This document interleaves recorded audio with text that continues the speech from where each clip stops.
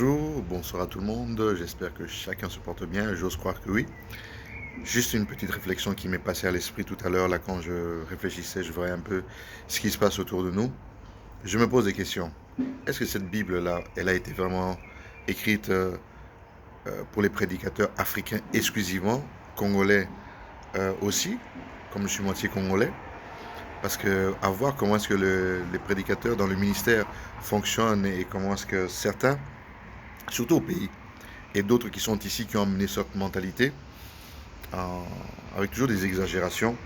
Tu vois un prédicateur de 25 ans, 30 ans, 35 ans, jeune, même pas marié, même pas des enfants, et quand bien même il serait marié ou même s'il avait des enfants, il va s'adresser même à certains de ses followers sur les réseaux sociaux, Facebook, Instagram ou autres, en les appelant ma fille, mon fils. Mais attends, mais je me pose des questions. Est-ce que cette Bible-là, elle est vraiment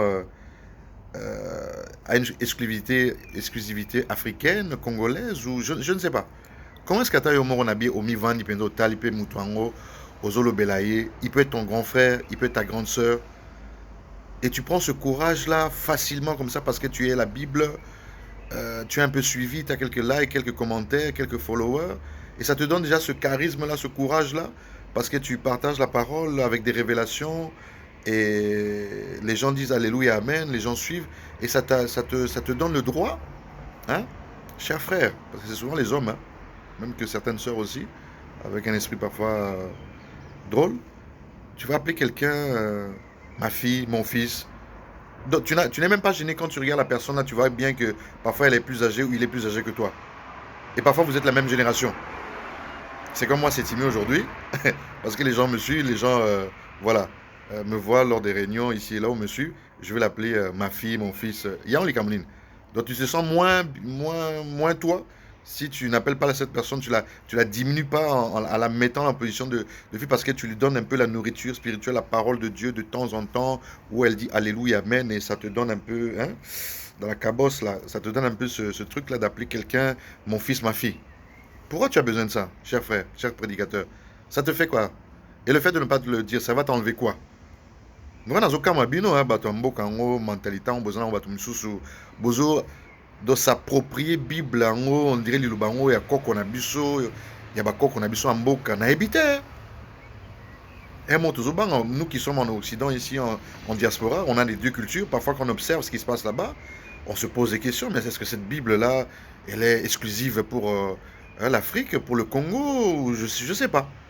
Il faut quand même changer de comportement, d'attitude. C'est ça aussi la métanoïa, la repentance. Hein. La bienséance, l'éducation. Vous savez, euh, venir au ministère, c'est bien, mais l'éducation, c'est plus important. Hein.